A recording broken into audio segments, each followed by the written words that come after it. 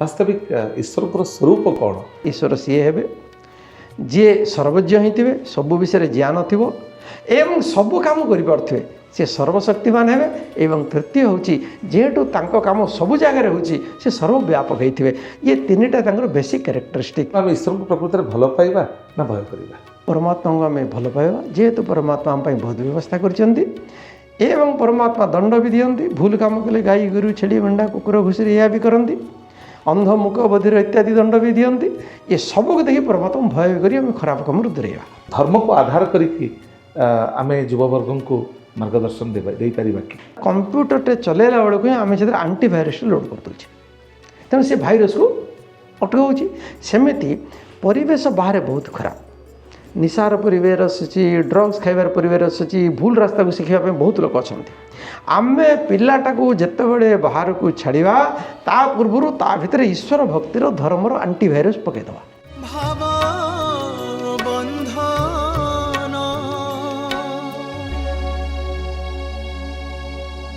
जय जगन्नाथ। अतुट विश्वासर असरंती गाथा भावबंधन पॉडकास्ट रे आपण मानकु स्वागत करुछु। आज आम सहित संयुक्त अछंती बहुशास्त्रदर्शी वेद विज्ञानी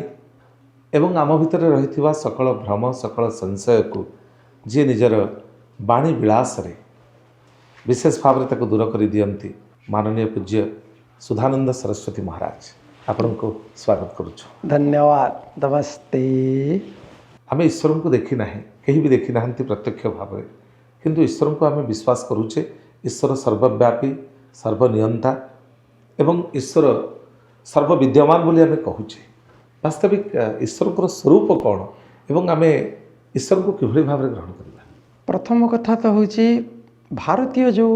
विचारधारा भारतीय जो दर्शन ये कौन सी कल्पना विलास नुहे ये यथार्थ एवं सत्य उपर प्रतिष्ठित कहीं आमर जो छटी दर्शनर परंपरा आरंभ होती योग सांख्य न्याय वैशेषिक वेदांत एवं मीमांसा से गोटे कथा कहुई प्रमाण अर्थ परीक्षण न्याय प्रमाण द्वारा कौन सी विषय अथवा कौन सी घटना को परीक्षा करी ग्रहण करिवार नाम न्याय बिना परीक्षा रे कौन सी निर्णय पहुँचवार नाम न्याय। तेणु न्याय दर्शन प्रथम एक कथा कहला मुखमस्ति किम वक्तव्यम दश हस्ता हरित कि मुहटा छुले कहवा कि गोटे हरिटा 10 हाथ लंब किए विश्वास कर। तेणु आम शास्त्र कहुए सब परीक्षा कर प्रमाण द्वारा परीक्षा कर 16टी कथा भितर प्रथम कथा हूँ प्रमाण एवं से प्रमाण मध्य 3 प्रकार प्रत्यक्ष प्रमाण अनुमान प्रमाण एवं शब्द प्रमाण आपको परीक्षा द्वारा हम ग्रहण करवा। आमर दर्शन विकास केमती है जिते संसार को मनीष देखला ता भीतर प्रश्न उठला ये जो संसार अच्छी ये संसार आपे तैयारी होइछि ना को किए तैयारी करछंती? आज भी ताको नहीं अनेक तर्क वितर्क होची किछि लोकन को विचारधारा होची ये संसारटा आपे तैयारी होइछि गोटे एक्सीडेंटाल आकस्मिक भाव में तैयारी होइछि आउ किछि लोक विचार करछन संसार आपे आपे तैयारी होइछि आउ एक विचारधारा होची जे संसार को जने तैयारी करियाकर्ता अछंती। आम ए 3टी विषय को भी जदि विचार करिया जदि ए संसार बाई चांस तैयारी होइछि तो बाई चांस पदार्थ रे कौन हुए ना बाई चांस पदार्थ रे कौन सी रेगुलारिटी न थाए निरंतरता न थाए। मन करंतु आपण जाउचंती हठात गोटे एक्सीडेंट हो गला एक्सीडेंटा जो हम जो जगार बाजी थो प्रत्येक गाड़ी से जगह एक्सीडेंट हो सेमती किसी नियम नहीं से तो बाजू बाजू जो बाजो कि आम संसार को जो देखुचे ये गोटे नियमबद्धता आम देखुचे परमाणु ठू आरंभ करी बृहत गैलेक्सी पर्यंत सबुठ गोटे सिस्टम अच्छी जोठी कौन से नियम नियमक जड़े नियामक मन करंतु गोटे गोटे विद्यालय रे नियम अच्छी 10टा बेलू को विद्यालय आरंभ हो अथवा कार्यालय नियम अच्छी 10टा बेलू कार्यालय आरंभ हो। अच्छा मुझे आपको पचारुची ये जो नियम ए नियम आपे तैयारी है ना किए तैयारी कला आपे तो स्थिर होनी। अच्छा से जो अच्छा किए तैयारी कला कला किए विद्यालय कांथ कपाट चौकी टेबुल ए नियम तैयारी कले कि से माने जड़ पदार्थ तांगर नियम तैयारी कर अधिकार नहीं करि क्षमता नहीं किए कला आम भଳି कौन चेतन प्राणी कले तेणु ये आम जानुचे गोटे नियम जदि अच्छे ताको तैयारी करने गोटे सत्ता किए निश्चित भाव में अच्छे तो एबे जो नियम गोटे परमाणु भितर नियम अच्छे कौन ना तार जो नाभिक बा न्यूक्लियस अच्छे तार चतुर्दिगरे इलेक्ट्रॉन गुड़िक बुलिए गोटे नियम भी अच्छे और गोटे व्यवस्था भी कराई एवं तार भी व्यवस्था कौन ना प्रथम कक्षर दुईटी ही बुलिए तापर कक्षर सर्वाधिक 8टी पर्यंत ही जीवे तापर कक्षर 18टा पर्यंत ही जीवे अच्छा ये नियम कला किए ये परमाणु भितर परमाणु तो निजे करें आम देखुचे इटा बाली पत्थर गोड़ी सीमेंट थिले आपे जोड़ी केवे घर तैयारी हुए नहीं ताको तैयारी करने मिस्त्री दरकार पड़े आम रोषे घरे चाउल डाली पनीपरिया सबू थिले आपे भात डाली तरकारी हुए नहीं ताको तैयारी करने जड़े रोषे करिया दरकार तो परमाणु गुड़िक मिसिक जो संसार तैयारी है ये आपे केमती जो मैंने कहते ये आपे है जदि बल्बटे आपे तैयारी हो पारुनी सूर्य केमती आपे तैयारी हम आपन फिर दृष्टांत देवाक पड़ो ना जे ये पदार्थ आपे तैयारी तेणु से पदार्थ भी आपे तैयारी हो पार आपको कहुए न्याय दर्शन रे लौकिक परीक्षकाणाम यस्मिन् अर्थे बुद्धि साम्यम सदृष्टांत आम दी जन कथा होचे एग्जाम्पल कौटा हो पार जोटा आपन को भी स्वीकार हो जोटा मत भी स्वीकार हो मनीषर दुईटी गोड़ से आप भी स्वीकार कर भी स्वीकार करपन कहे मनीषर 3टा हाथ मु कह मनीषर 2टा हाथ ये तो उदाहरण हो पार नहीं संभव कि आपन कहे मनीषर 2टा सिंह केमती ना उदाहरण जमी गाईर 2टा सिंह ये तो विचित्र उदाहरण है आप आउ गोटे मनीषर उदाहरण दिंतु उदाहरण ताहा हम जो आम दिज स्वीकार करुवा तो से भाई भाव में गोटे नियम अच्छी जड़ पदार्थ आपे जोड़ी ही कौन सी पदार्थ आकार में परिणत हो पारे ना जड़ पदार्थ को जोड़ापी गोटे कार्य जदि अच्छी जड़े कर्ता रोटे निर्माण जदि होती जड़े निर्माता रोटे रचना जदि होती जड़े रचयिता रे गोटे नियम जदि अच्छी गोटे नियामक रे गोटे व्यवस्था अच्छी जदि व्यवस्थापक निश्चित भाव रे बिना स्रष्टारे सृष्टि हो पार ना ये हूँ एक माने सर्वकालिक नियम तेणु जेहेतु ये एक सृष्टि एवं बुद्धिपूर्वक सृष्टि दी प्रकार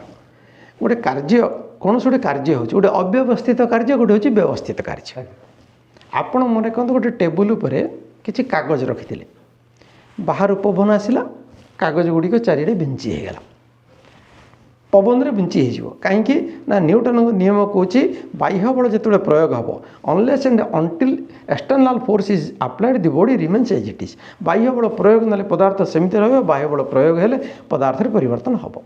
तेणु ये भी गोटे एक्सटर्नाल फोर्स विंड फोर्स पवन बाहर करदेला किंतु जो कागज गुड़िक चारिआडे मन कर तो तले बिंची होता तापर आप देखिए ठीक अच्छे आपको गोटे रखी कौन काम पड़ा पड़े आप आसला देखुं से कागज गुड़िक आउ थे सब जाक सजा होकर टेबुल पर अच्छी तो आप कहे आउ थे पवन दलकाय पवन आसिक जोड़ी रखीदेला ये संभव ताको निश्चित भाव कौन से मनीष ही कर आप देखु कि न देखु बुद्धिमान व्यक्ति ना से काम बुद्धिपूर्वक करें एवं जेहेतु ये सृष्टि रे प्रत्येक कार्य बुद्धि अच्छी आज भी बहुत वैज्ञानिक बड़ बड़ वैज्ञानिक ईश्वर को मानवा बाध्य होती कहीं बाध्य होती ना से कहते ये जो मनीषर सबुठ बड़ कम्प्लेक्स जिनस हूँ जीन ए जीन रे जो डीएनए स्ट्रक्चर अच्छी ये स्ट्रक्चर कौन से गोटे सामान्य मस्तिष्क बाहरनी प्रत्येक प्राणीर डीएनए जो थी कि एत असंख्य प्रकार प्राणी तैयारी तार संरचना एक निर्दिष्ट से भाई प्राणी को ही जन्म दूसरी गोटे आंब गचर आंब ही कहना तेणु ये जो नियम मनीष भितर नियम उद्भिद जगत नियम पशु जगत नियम से जो मैंने बड़ बड़ वैज्ञानिक जो मैंने अधकचड़ा कथा छाड़तु मैंने इाड़ नुहति कि सियाड़ नुहति आईरु फाड़े ताईरु फाड़े कौन पढ़िले से कौन कहले मु न्यूटन जीवन पढ़ुली जो मॉडर्न साइंस आधुनिक विज्ञान जनक बोली कहुए 16th सेंचुरी जो आधुनिक विज्ञान जय यात्रा आरंभ है सी हूँ तार मूल दुआ पकईले एवं से बहुत बड़ प्रचंड ईश्वर विश्वासी थे एवं से भाई ईश्वर को मानुले जो ईश्वर सबुठी अच्छा नियम सबुठी अच्छे तेणु मोर कहवा कथा हूँ विज्ञान जो सिद्धांत भी अच्छी जे बिना बाहर शक्ति रे कौन सी पदार्थ रे परिवर्तन हो पार नहीं तेणु ये संसार जो व्यवस्थित काम हो ये आमको प्रमाणित करुच्ची कौन से गोटे प्रचंड बुद्धिमान सत्ता एवं गोटे सर्वव्यापक सत्ता गोटे कार्य करने में बुद्धि भी दरकार आज्ञा आपणकर जेते विषय ज्ञान हम आप काम करें आपणकर जदि फिजिक्स ज्ञान अच्छे आप फिजिक्स काम करेंगे आपणकर इंजीनियरिंग नॉलेज अच्छी आप इंजीनियरिंग काम करेंगे आपणकर चिकित्सा विज्ञान ज्ञान अच्छी आप चिकित्सा काम करेंगे किंतु परमात्मा व्यवस्था देखूँ परमात्मा सबू जगह ज्ञान अच्छे उद्भिद संपर्क ज्ञान अच्छी से उद्भिद भी तैयारी कर सूर्य आदि पदार्थ तैयारी कर फिजिक्स मैथमेटिक्स सी सब ज्ञान अच्छी सी सब भी कर शून्य पदार्थ गुड़िक केमी बुल तार जो व्यवस्था गोटे विचित्र व्यवस्था कर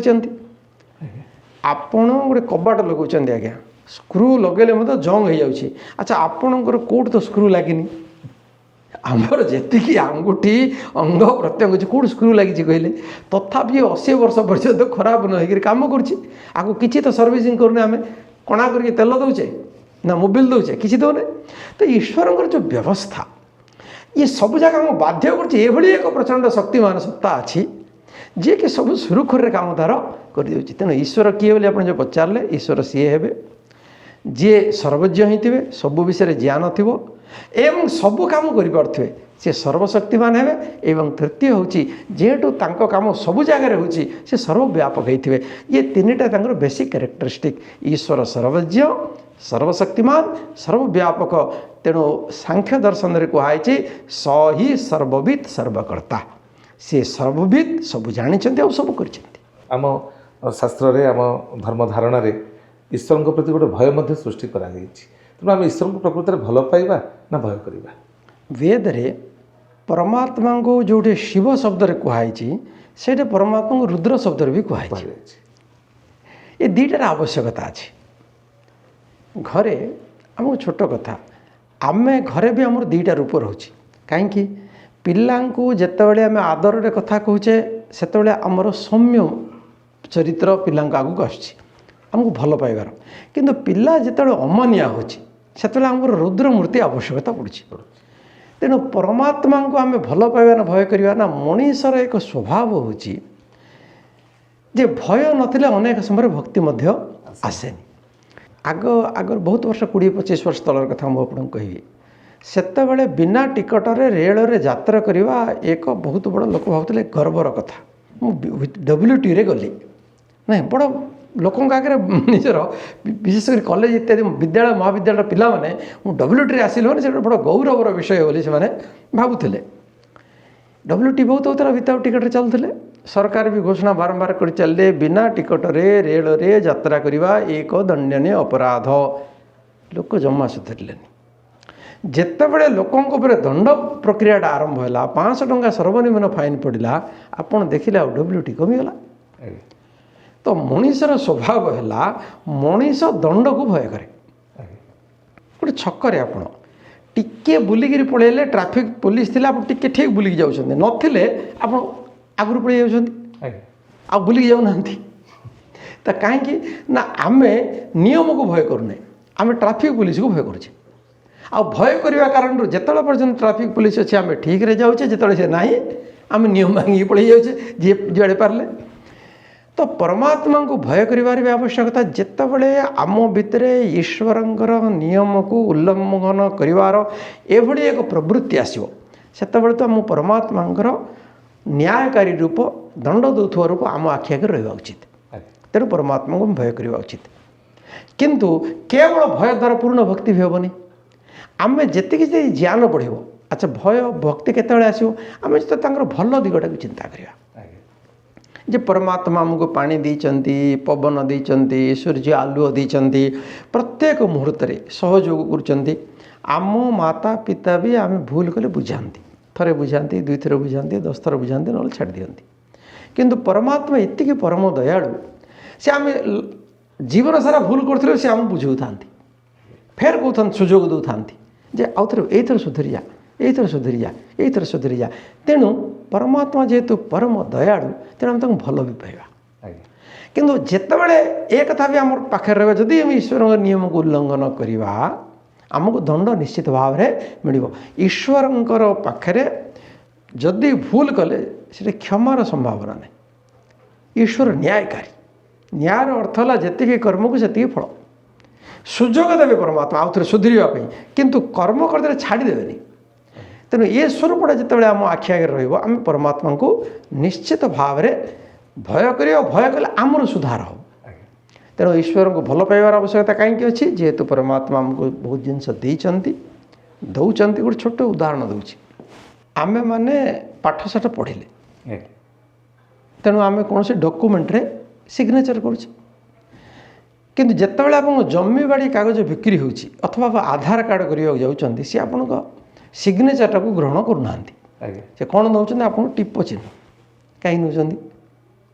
ସେ ତ ସିଗ୍ନେଚର୍ ହେଇଛନ୍ତି ନା। ସିଗ୍ନେଚର୍କୁ ଜଣେ ଆଉ ଜଣଙ୍କର ନକଲ କରିଦେଇପାରିବ, ଟିପ ଚିହ୍ନକୁ ନକଲ କରିପାରିବ ନାହିଁ। ସିଗ୍ନେଚର୍ ଆପଣ କରୁଛନ୍ତି, ଟିପଟା ପରମାତ୍ମା ତିଆରି କରିଛନ୍ତି। ବିଚାର କରନ୍ତୁ, ସଂସାରରେ ଲକ୍ଷ ଲୋକଙ୍କ ଭିତରେ ବି ଜଣଙ୍କର ଟିପ ଚିହ୍ନ ଆଉ ଜଣଙ୍କ ସହିତ ମିଶିବ। ଗୋଟେ ବିଚାର କରନ୍ତୁ, କେତେ ମାଇକ୍ରୋ ଲେଭେଲରେ ପରମାତ୍ମା ଡିଫରେନ୍ସ ତିଆରି କରୁଛନ୍ତି। ମାନେ ଭାବି ହେବନି ଆପଣଙ୍କୁ। ତେଣୁ ସେଇଥିପାଇଁ ଆଜିକାଲି ଯେତେବେଳେ କୌଣସି ଜାଗାରେ ପ୍ରବେଶ କରିବାର ଲୋକ ବ୍ୟବସ୍ଥା କରୁଛନ୍ତି, ସେମାନେ ସେ ଟିପ ଚିହ୍ନ ଦେଇକି ଏଣ୍ଟ୍ରି କରିବାର ବ୍ୟବସ୍ଥା ନେଇଯାଇଛନ୍ତି। କାହିଁକି? ତା ଦ୍ୱାରା ଆଉ କୌଣସି ବ୍ୟକ୍ତି ନକଲ କରିଦେଇ ସେ କାମ କରିଦେଇପାରିବ।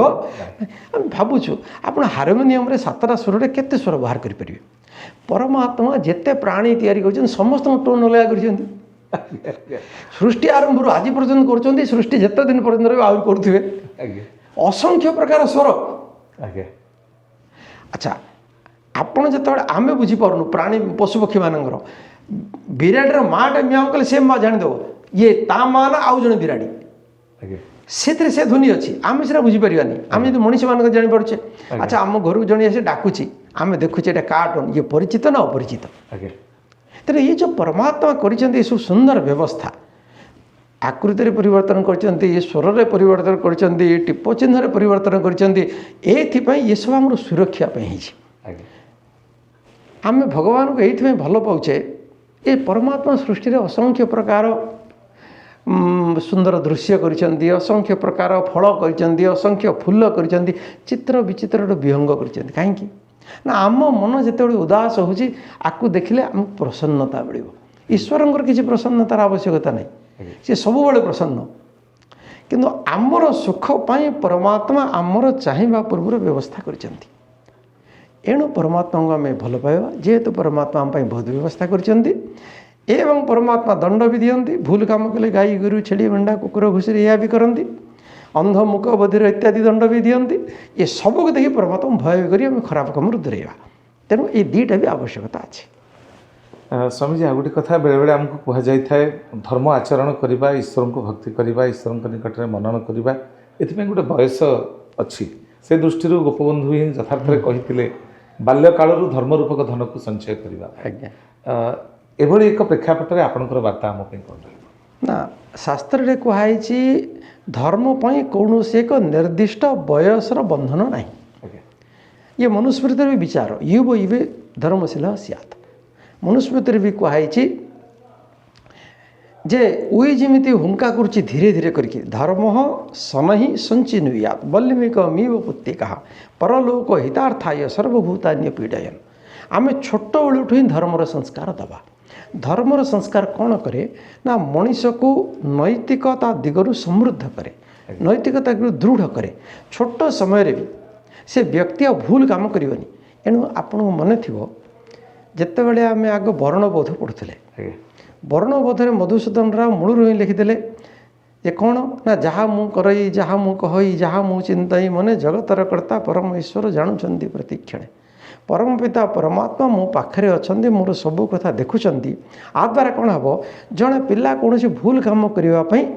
ଆଗଭର ହେବନି, ଆଗକୁ ଯିବନି। ସେ ସବୁବେଳେ ବିଚାର କରିବେ, ପରମାତ୍ମା ଦେଖୁଛନ୍ତି, ମୋତେ ଦଣ୍ଡ ଦେବେ। ମୋ ମା ନ ଦେଖିପାରନ୍ତି, ମୋ ବାପା ମୋ ଦେଖିପାରନ୍ତି, କିନ୍ତୁ ମୋ ଭିତରେ ଭଗବାନ କେଉଁଠି ଥାଇ ଦେଖୁଛନ୍ତି ନା, ମୁଁ ଯେଉଁଠି ଅଛି ଭଗବାନ ମୋ ଭିତରେ ଅଛନ୍ତି। ତେଣୁ ସେ ଦେଖୁଛନ୍ତି। ଏଣୁ ପିଲାଙ୍କ ଭିତରେ ଧାର୍ମିକ ସଂସ୍କାର ଛୋଟବେଳୁ ଦେବା ଉଚିତ। ତାଦ୍ୱାରା ପିଲାଙ୍କର ନୈତିକ ମାନଦଣ୍ଡ ସମୃଦ୍ଧ ହେବ। ଆଜିର ସମସ୍ୟା କ'ଣ ହେଇଛି, ଆମେ ଯେଉଁ ଭାବୁଛେ ଧର୍ମ ଏକ ନିର୍ଦ୍ଦିଷ୍ଟ ବୟସ ଗଡ଼ିଗଲା ବେଳକୁ ଆମେ ଧର୍ମ କରିବା, ତ ଆଗରୁ ତ ଯେଉଁ ସମୟରେ ଆମେ କରିବା କଥା ସେ ସମୟରେ ଅଧର୍ମ କରି ପଳେଇ ଆସିବା। जदि युवक समय गृहस्थ समय आम धर्म करवा नहीं आमर परवर्ती पीढ़ी को धर्म संचारित हेनी छोट बड़े से अधार्मिक हो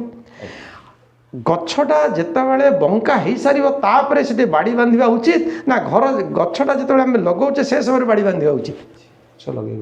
गछ लगे समय तेणु से नैतिक दृष्टि समृद्ध करने छोट बेलू ही आमर गोटे 16 संस्कार पद्धति अच्छी मनीष को तैयारी करने एक वैज्ञानिक पद्धति ऋषिमुनि मान 16 संस्कार पिलाटे माँ गर्भ को आसवा पूर्व पिता चिंता करुँचे माँ गर्भ जो छुआटे अच्छी सी केमी हवा कथा ना अंगात अंगात संभवसी हृदयात अधिजायसी आत्मा वही पुत्रमा नामासी सजीव सरदा सतम छुआटे जो जन्म हो बापा छुआ को से दिन ही कोड़ धरुची से कौन कौची अस्मा भव परशुर भव हिरण्य अमृतम भव से कहे हे जीवात्मा तुम्हें जो शरीर को आसच तुमर शरीर पत्थर भाया दृढ़ हो तुमर बुद्धि कुठार भाया तीक्ष्ण हो एवं तुमर आत्मा सुना भाया चकचक हो ये धार्मिक संस्कार तेणु पिला जो दिन जन्म हुए तार जिभा उपरे सुना काठी ओम बोली लिखि दि जाए अर्थात तार अवचेतन मन से ही संस्कार पकई दि जाए मनीष संसार को आसी परमात्मा आड़ को जावाई बोली तेणु धर्मर संस्कार तो भारतीय परंपरा रे जन्म सहित विशेषकर जन्म पूर्व हुए कहीं आमर जो चतुर्थी कर्म यज्ञ करती गर्भाधान करती गोटे उत्तम आत्मा को आवाहन करने धार्मिक संस्कार मूल दे दि जाए तेणु धर्म तो छोट बेड़ हवा उचित स्वामीजी आज आम देखुचे जे वास्तविक तरुण वर्ग युववर्ग से उच्छृंखल एवं विपथगामी हो जाउछंती निशार प्रभाव हुंतु अथवा कुसंसर्ग हो ये सब से अन्य आड़ को नहीं जाऊँगी ताकू केमती तिरोहित करी आम एक उज्जवल भविष्य तैयारी करवा सुंदर राष्ट्र निर्माण करवा एवं धर्म को आधार करिकी आम युववर्ग को मार्गदर्शन दे पारिबा कि बड़ा सुंदर कथा हम शास्त्र कही सत्यम वद धर्मम चर धर्म कहिबार विषय नुहे धर्म हूँ आचरण विषय धार्मिक शिक्षा आचरण द्वारा ही पिला मानू दि जाए छोट बेलू दि जाए कौन कराला आमर प्राचीन बड़ा सुंदर मदाल सांगर गोटे उपाख्यान अच्छी चक्रवर्ती राजा से पत्नी थिले छोट छुआ मैंने जो छोट था आम जो पिला नाना बाया गीत शिखाऊे सी से जो छोट छुआ को दोली रे झुलाऊले से गाँले शुद्धोसी बुद्धोसी निरंजनोसी संसार माया परिवर्जितोसी पिला सब शुणिला शुद्धोसी बुद्धोसी निरंजनोसी संसार माया परिवर्जितोसी तीन जन जाक संतान ये संस्कार परिणाम युवा अवस्था वैराग्य संपन्न हो पड़े तो सेतबे राजा पचारे चक्रवर्ती राज्य को संभाल किए तुम तो 3 दिन जन संतान को तुम ब्रह्मज्ञानी करदेल कहीं भारतीय संस्कृति कहे माता निर्माता भवती ताकू पिला मानू तैयारी कर मुख्य दायित्व होची मार